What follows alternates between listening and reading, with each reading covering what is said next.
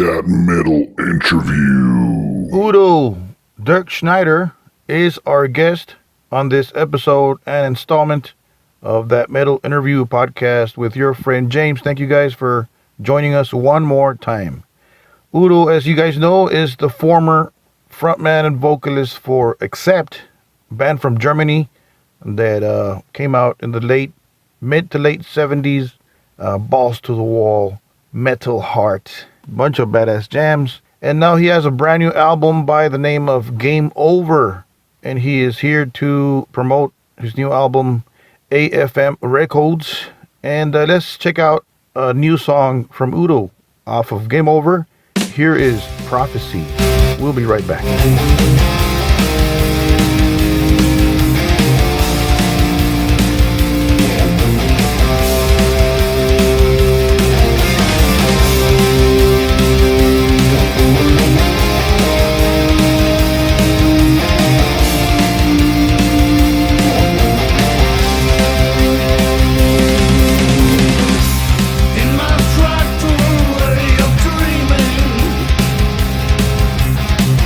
Can't get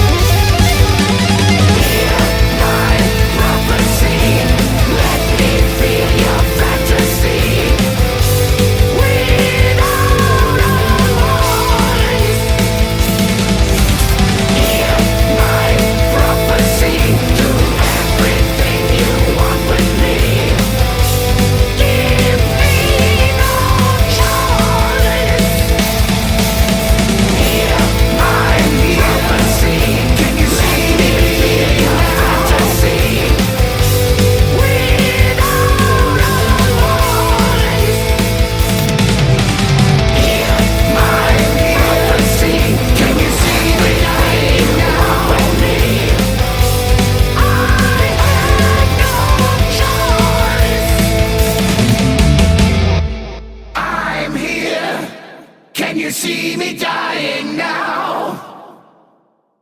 Give me no choice. Rock and Jam, Prophecy, Mr. Udo Dirkschneider with his son, Sven, on the drums. What a talent. What a family of talent. And also, don't forget, he also has Dirkschneider and Friends with former ACCEPT members. So check that out, man. So anyways, enough talking. Let's go with the interview with Udo Dirkschneider. Enjoy. Big fan of yours, as a lot of people are, as a lot of fans. I'm also a fan of, since the 80s, of course. Long time ago. Yes, I first heard of you through ACCEPT, of course. A cousin of mine gave me the cassette Metal Heart. Oh, okay. Long time ago. And I've been a fan since, so awesome for Very good. awesome job in bringing us fans metal. Congratulations on that. Thank you. Okay, thank you very much. So we're here to talk about the new album, Game Over, 16 tracks. Great Yes. stuff, awesome stuff. Talk to us about this record. Who does the lyrics? Who did the arrangements and the riffs and all that? Let's say the lyrics I did together with my son, and also I was working together with my son on the vocal melodies for the first time. And the rest, came of the bass player, Tilen Hudrab, D. Dummers, the new guitar player, Andrei Smirnov, and and then normally if we have all the ideas, together, then normally we go in a rehearsal room, small studio, whatever, and arranging on songs, and working together with the producer and arrangements and stuff like that. But the pandemic was in between, and so that was not possible, and that was a little bit difficult this time to work on an album. So that means we did everything over Skype, Zoom, FaceTime, WhatsApp. We always did a conference with everybody, and then we said, okay, today we want to work on this song, and then we were talking, okay, maybe you can change this and this and this, and then you get a link back, you have to listen to this, and then again a conference and said, okay, this is now much better. But this whole process takes really long, it was not like directly face-to-face. It was, you had always to wait that somebody sent something back. And also the main recording at the studio was like only allowed to have two people, sound engineer, and always one musician, the drummer, bass player, one guitar player, the other guitar player, then by myself, then all the choirs, also one by one. Yeah, that was, let's say, very difficult this time to do an album. Yeah. But on the end, at the end, I'm happy with everything. Of course, we had enough time. There was no touring going on. But that means also, we put 16 songs on the new record, and we said, okay, we have enough time because we love all the songs, so let's put it on the record. So that was the process of the whole album, and it was different, but in the end, I'm really happy with the result. Great result. Great. So there was a time where albums had 10 songs on there and maybe 12. Yeah. So why 16? What's behind? Is it okay with the record label, or what happened there? Yeah, that was what I said before. We had 16 songs or 17 songs. Okay, there's also one bonus track for Japan. And then we said, okay, we like all the songs. We want to have them on the album, Yeah. But in the beginning, some people was like, oh, this is a little bit too much. And but now, the reaction is very good. Also, for people that buy the album, they said, wow, very great. Also, all the interviews what I did, the reaction was also like, wow, Yeah. They're in really, really good stuff on there. So, why not? You know, Yeah. value for money. Right? It's better for the fans. It's better for me. Yeah, I think, yeah, but why not? I get like a bigger album. That's awesome for me. uh, Yeah. so what was the first song you wrote for this album? Do you remember? Oh, that's a good question. Oh, what was the first song? I think that was Where that it, was I that guess was Fear Detector. I think so. that That's was the first time. It was the first idea. But you know, it's not only that was the first song we started working on when we did all the conference, but we had all the ideas already a long time before. You know, and then let's say when we're collecting ideas, that they are not finished songs. You know, sometimes only there's the riff, there's a maybe that can be the verse, that can be the pre-chorus, or this can be the chorus. It's just collecting ideas, and then in the end, for this album, we had over 30, and then we said, okay, on this 20 we want to work, and then in the end, we really main recording was 17. But then I think Fear Detector was the first one that we did over the internet and start working on it, arranging the song. okay. So here's a strange question. Does the title "Game Over" mean the end of your career or Udo? No, a lot of people ask me that. No. That was the title for this album came during the whole recording session, you know. So how it was not normal what we are doing, you know. And then the I don't know, I cannot really remember who came up with this. And he said this in German. Alles ist zu Ende, everything is over, you know. And then the title "Game Over" came up, and then we said, yeah, that's a great title for the album. Let's name the album Game Over, you know. Yeah. I mean, there was a lot of things game over during the recording session. You know, we couldn't work like we are normal working on an album. So, and then of course I knew already that people coming up and say, oh, is this the last album, last tour? No, don't worry. No, this is had nothing to do with this. Yeah, I had to ask that question. So, how many songs from this record will you be playing live, or are you playing live? Ooh, yeah, hopefully we play live next year. So we had to move the Russian tour to next year, also our first half of the European tour to next year. But I think next year there will be, possible to go on tour. Everything going better and better, you know. And I don't know really. I mean, we are normally play songs of a new album. Let's say 5 or 6 new songs.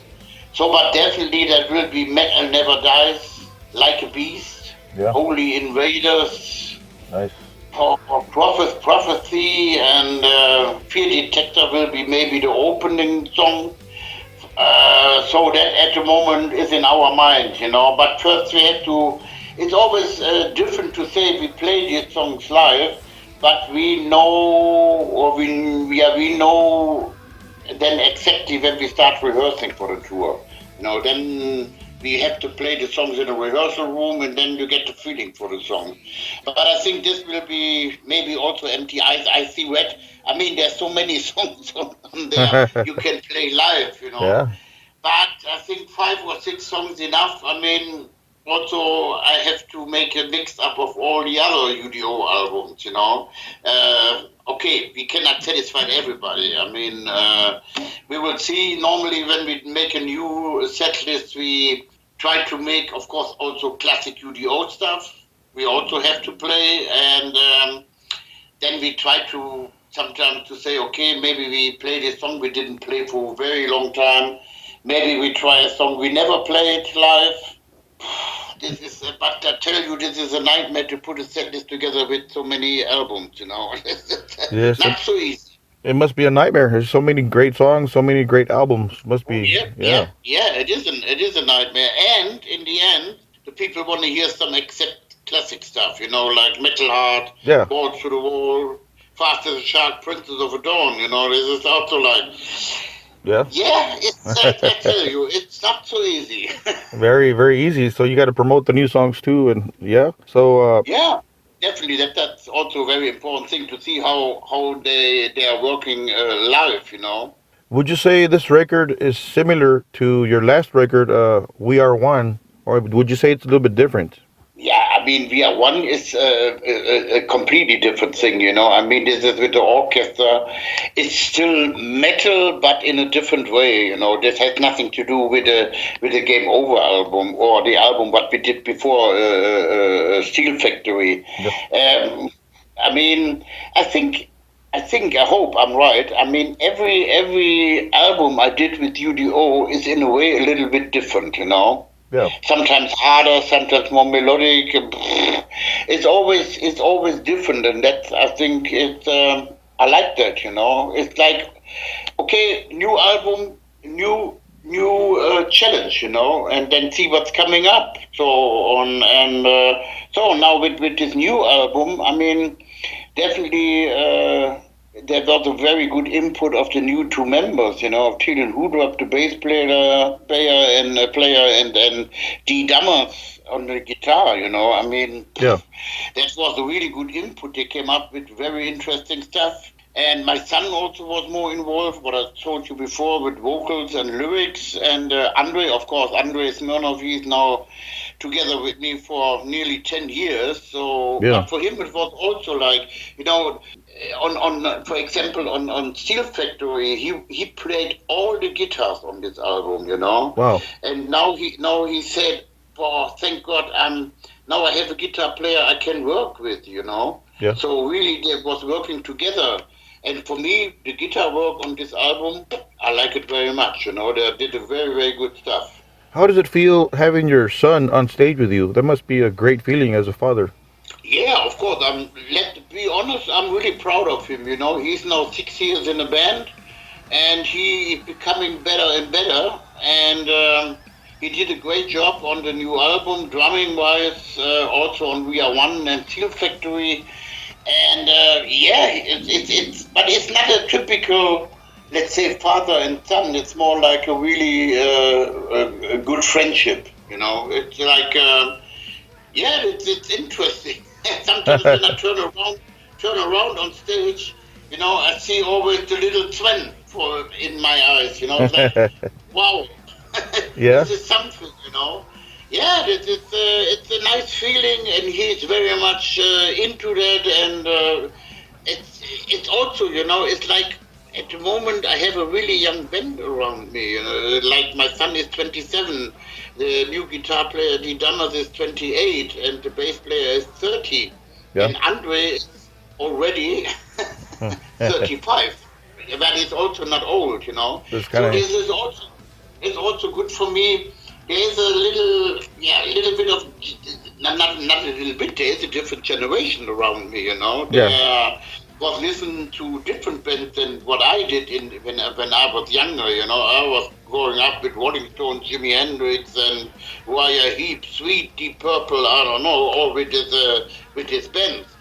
And they push me also, and I'm a guy, I'm always open-minded, I'm not the guy to say, okay, this is the direction, we have to go like this.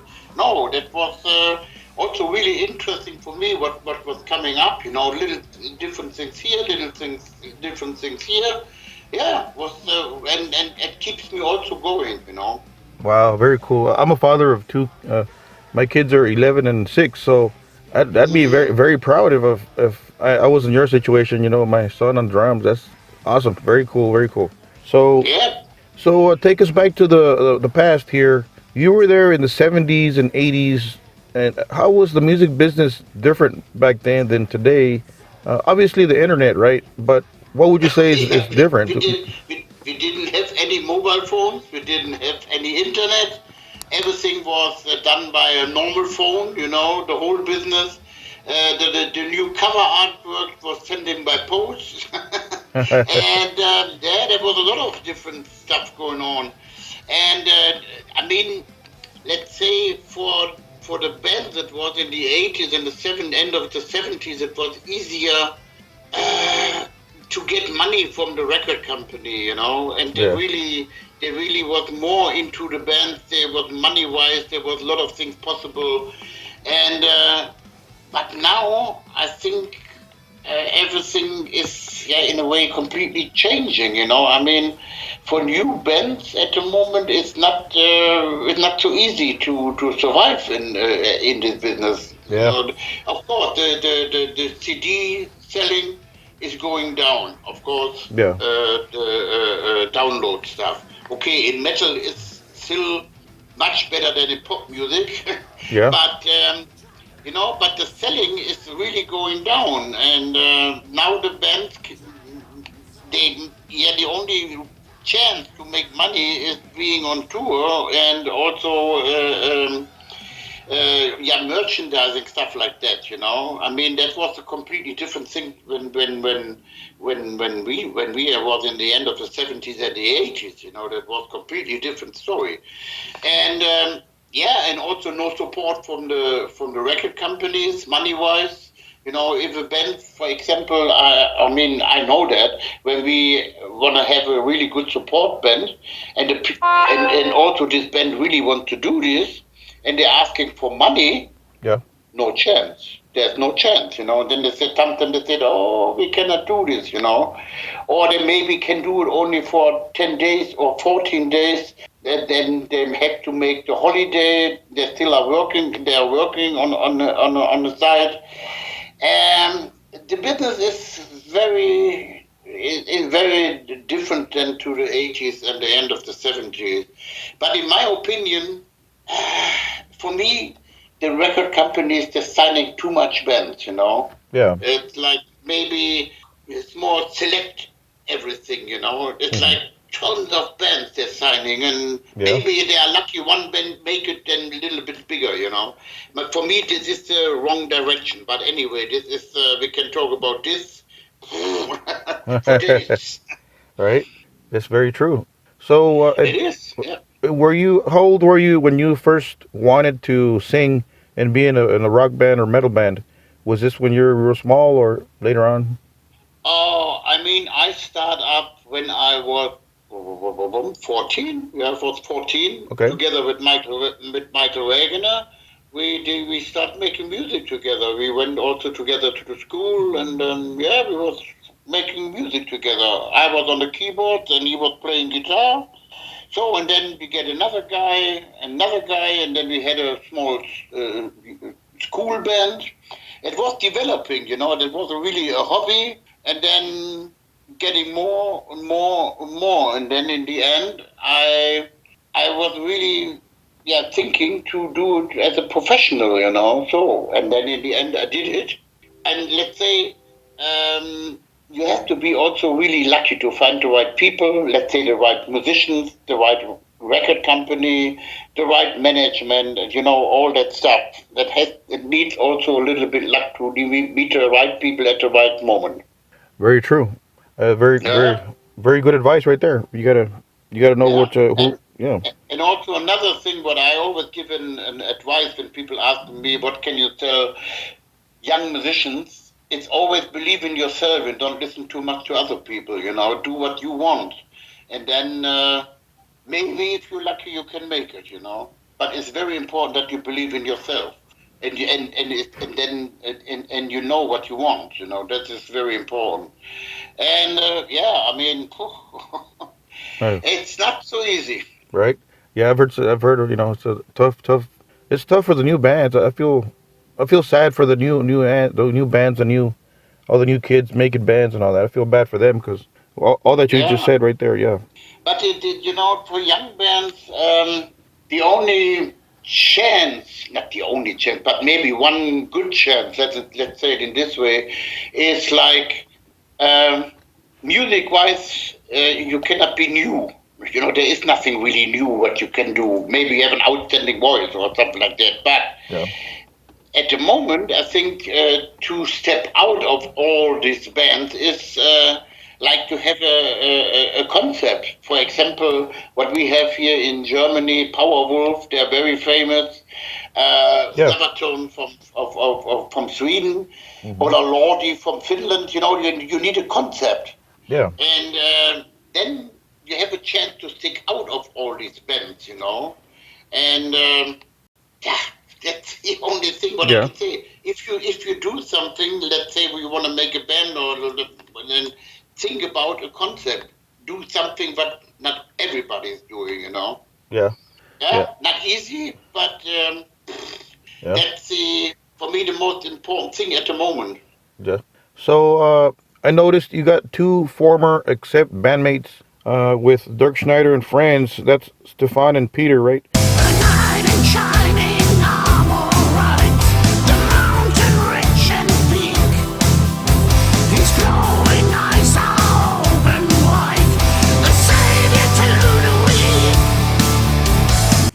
Yeah. How did that start? How did that come about? Yeah, I mean, with Peter was already working with us on the We Are One album with the orchestra. And this, what we did with these three songs was just more a charity thing. So Stefan Kaufmann came up with this idea.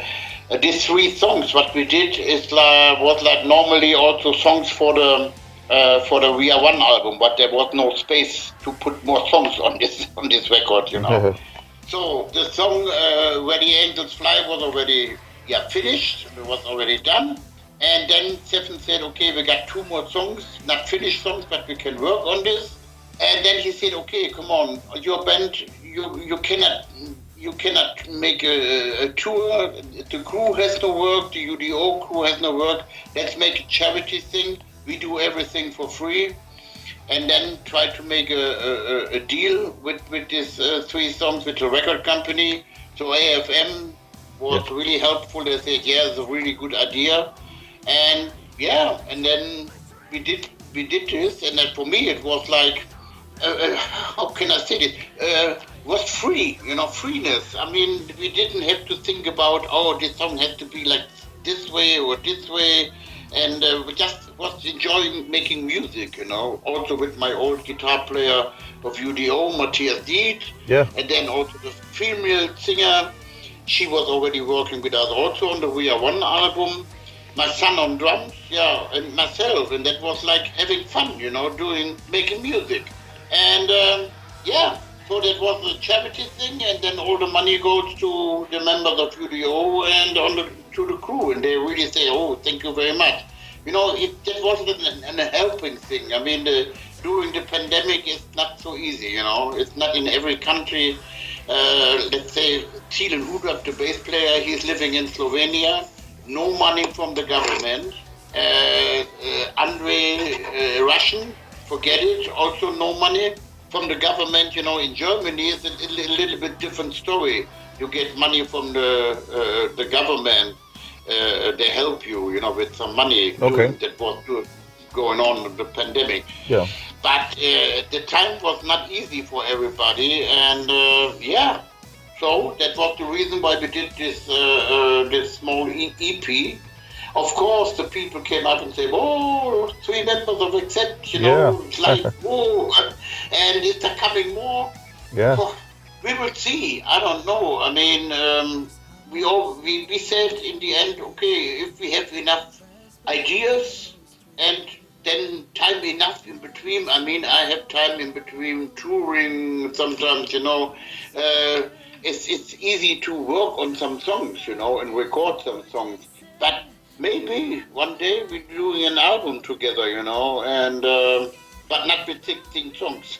That will be maybe then with 10, 11 or 12. But it's just a project, This lineup cannot be on tour. It's impossible. Yeah. And it's just making nice music, nice songs, and hopefully the people enjoy it. And we will see. Yeah, when I saw that, I was happy because as a fan, you get to see some of the original ACCEPT guys and the actual ACCEPT right now. The Wolf version has no original members. So no, it's only Wolf. It's only Wolf. So when I saw that with you, that's awesome. As a fan, very cool. Yeah, I mean, it was also nice to see that Peter was singing, again.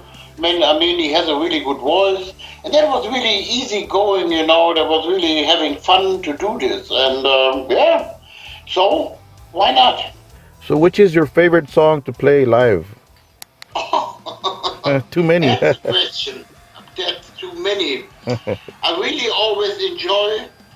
Maybe it's a little bit strange, but I always love to sing on stage. I give as good as I get. Nice. The ballad. I really loved it, and the people, I know that they loved it very, very much. It's a really nice song. Yeah. Awesome song. So give us your favorite gig and your worst gig so far. Oh, the best gigs. Oh, there's so many. definitely, the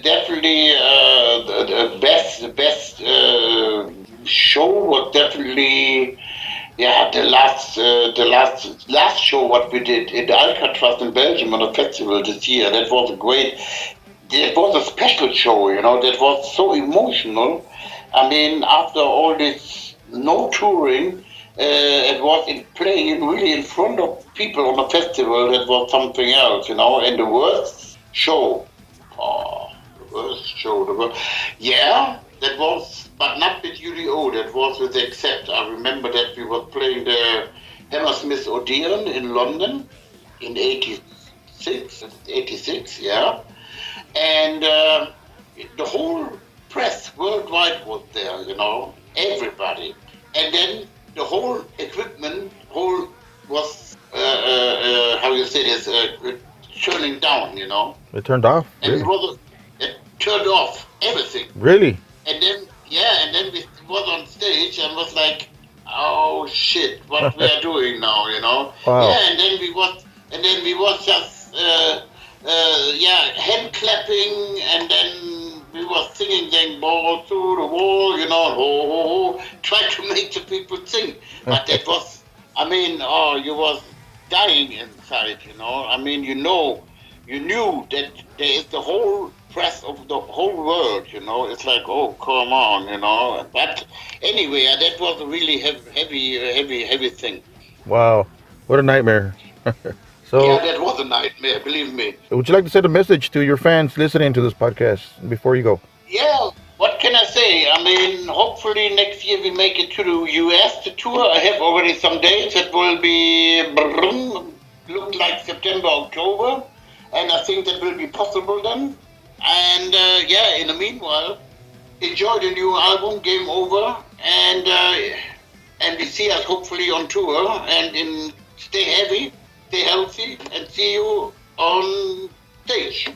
Awesome. Thank you, Udo. Thank you for making time, Okay. and keep rocking. Okay, thank you very much. Bye-bye. Don't forget to support all these metal bands, all these rock bands, man. Swing by their websites, their socials, and direct yourself to their merchandise table, if you will, and help them out, man. Some of these bands can't tour, especially European bands and overseas bands. So support these guys by purchasing merchandise, even U.S. bands, U.S., Canada, worldwide, any rock metal band worldwide. So swing by Mr. Udo Dirkschneider's merchandise table, if you will, and help him out, man. Support rock metal, download, stream, purchase. Same thing with our deal podcast. Thank you for supporting That Metal Interview podcast. Do not forget to subscribe to our YouTube channel, okay? So if you have so already, I appreciate it, man. Really, really. Thank you guys and girls. So anyways, Udo Dirkschneider, thank you. Much appreciated. And don't forget to keep it metal.